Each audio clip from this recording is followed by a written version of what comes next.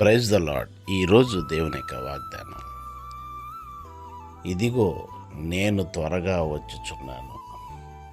ఈ గ్రంథములోని ప్రవచన వాక్యములను గైకొనివాడు ధన్యుడు. ప్రకటన గ్రంథం 22వ అధ్యాయం 7వ వచనం. ప్రియులారా, క్రీస్తు పూర్వం ప్రవక్తలందరూ తెలియపరిచిన రీతిగా ప్రభు అయిన యేసుక్రీస్తు ఈ లోకంలోనికి మొదటి రాకగా ఆయన ఈ లోకంలోనికి వచ్చినాడు, పుట్టి ఉన్నాడు.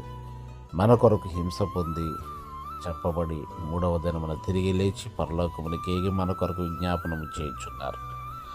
ఆయన సజీవుడిగా ఉన్నప్పుడు ఆయన నేను ఏ రీతిగా వెళుతున్నానో అదే రీతిగా నేను మరలా వస్తానని చెప్పారు.